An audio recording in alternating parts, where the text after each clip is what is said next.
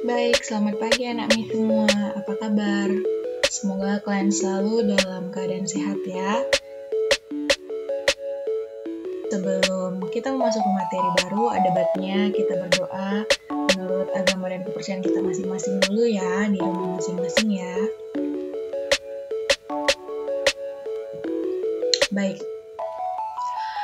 Di layar sudah ada gambar, yaitu ada buah tomat, ada garam, dan ini dia aki yang sering dipakai di mobil untuk menjalankan mobil atau baterai mobil atau di sepeda motor. Kemudian ada merek shampoo atau sabun cair. Kemudian ada pasta gigi ya, mereknya Close Up. Nah, dari antara semua benda-benda yang ada di layar ini, kita bisa mempelajari mengenai larutan asam, basa, dan garam. Baik, yang pertama identifikasi asam, basa, dan garam. Sifat larutan dapat ditunjukkan dalam indikator asam basa, yaitu zat-zat warna yang menghasilkan warna berbeda dalam larutan asam dan basa, antara lain kertas lakmus, larutan indikator, atau larutan alami. Nah, di sini ada gambar benda-benda yang dapat kita jadikan atau kita gunakan untuk mengetahui apakah suatu larutan itu bersifat asam, basa, atau garam. Nah, yang pertama, ini gambar yang pertama. Ini adalah pH meter digital. Jadi, derajat keasaman suatu larutan itu satuannya adalah pH. Nah, jadi di sini penulisan pH-nya P kecil, H-nya besar ya. Ini ada derajat keasaman.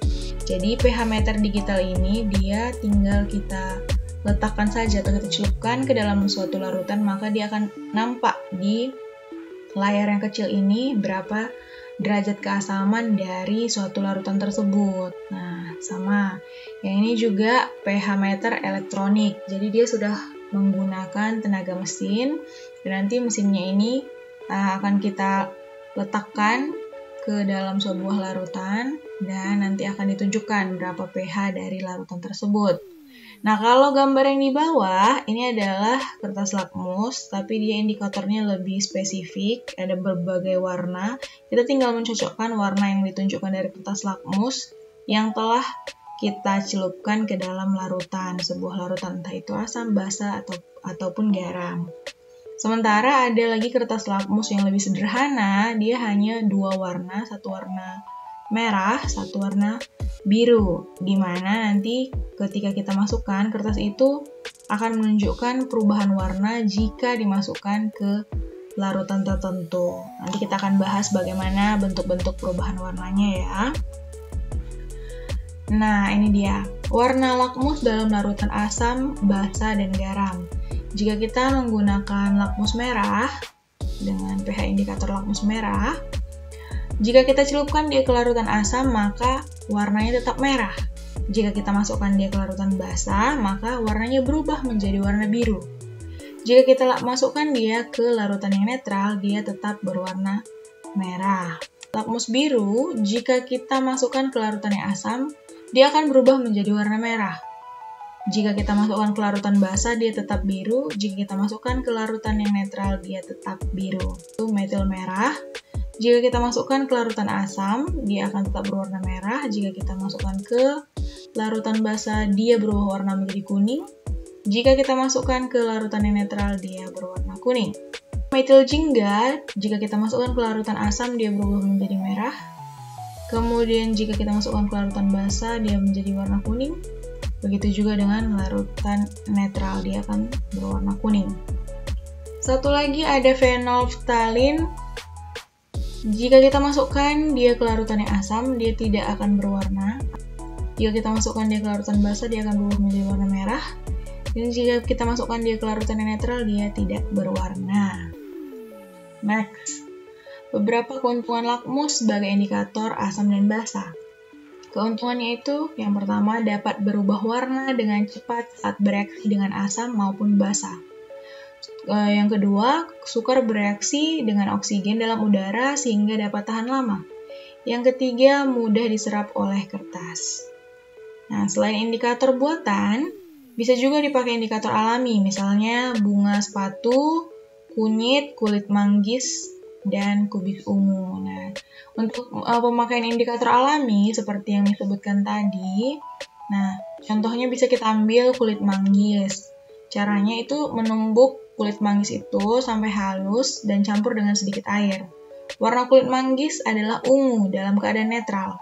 Jika ekstrak kulit manggis dibagi dua, masing-masing diteteskan larutan asam dan basa, maka dalam larutan asam terjadi perubahan warna dari ungu menjadi coklat kemerahan.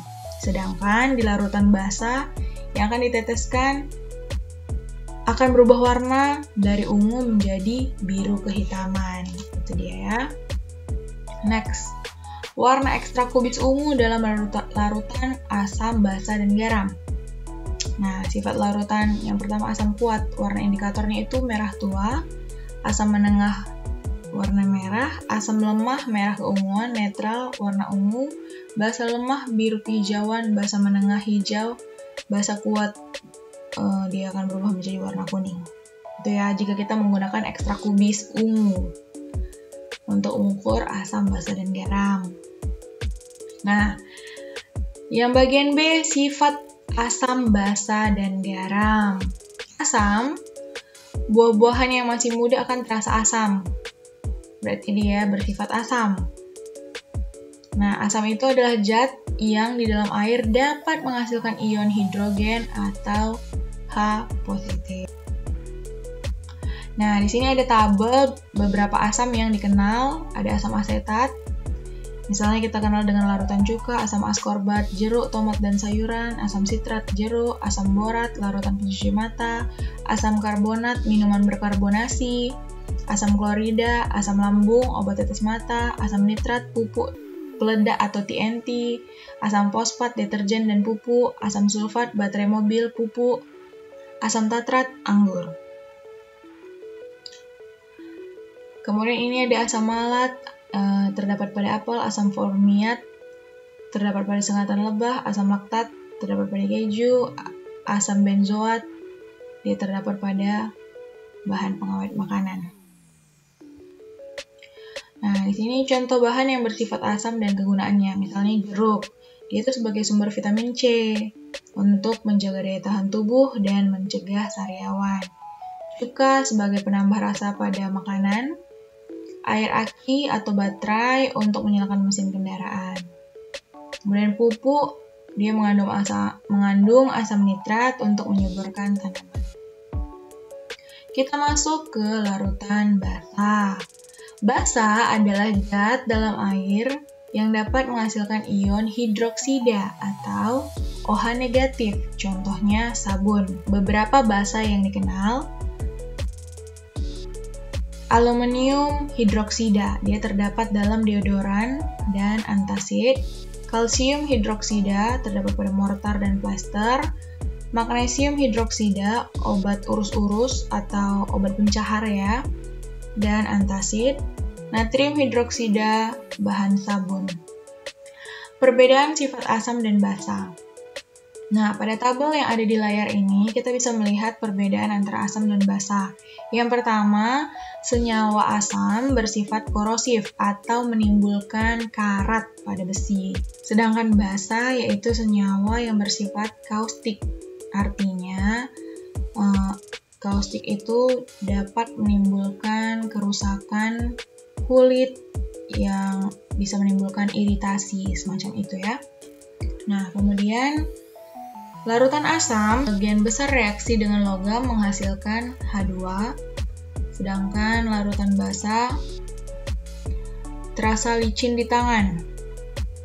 Yang ketiga, senyawa asam memiliki rasa asam, senyawa basa terasa pahit.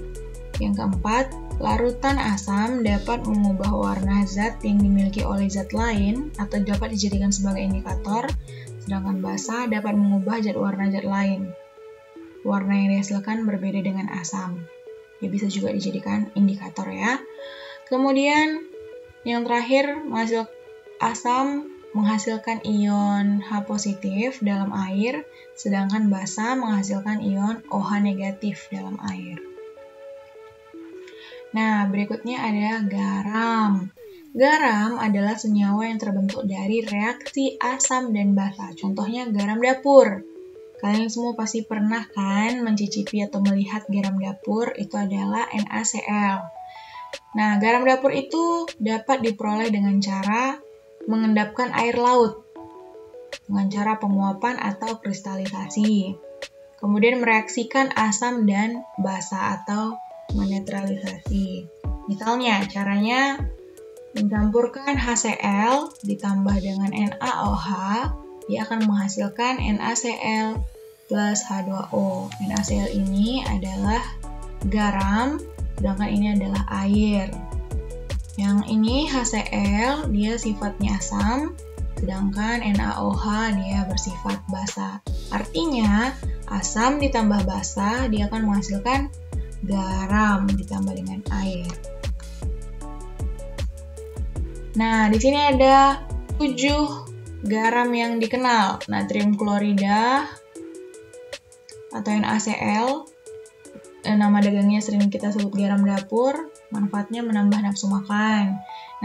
Natrium bikarbonat NaHCO3 atau nama dagangnya baking soda. Manfaatnya pengembang kue. Kalsium karbonat, kalium nitrat, kalium karbonat, kalium fosfat, amonium klorida. Nah, di sini bisa kalian baca jenis-jenis garam yang kita kenal. Nah, reaksi netralisasi berguna bagi manusia. Di antaranya untuk produksi asam lambung yang berlebihan dapat dinetralkan dengan basa atau obat mah. Biasanya kandungannya itu MgOH2. Tanah yang sudah terlalu asam oleh petani dinetralkan dengan senyawa basa atau CaOH2 atau air kapur. Pasta gigi dibuat mengandung basa untuk menetralkan mulut dari asam. Nah, baiklah. Sampai sekian saja pembahasan kita mengenai larutan asam, basa, dan garam. Nah, kemudian kalian bisa melihat buku kalian mengenai cara memisahkan campuran ya. Ada beberapa jenis cara memisahkan campuran, itu ada beberapa cara. Jadi kalian harus cari tahu bagaimana caranya, dan sampai ketemu minggu depan. Selamat belajar.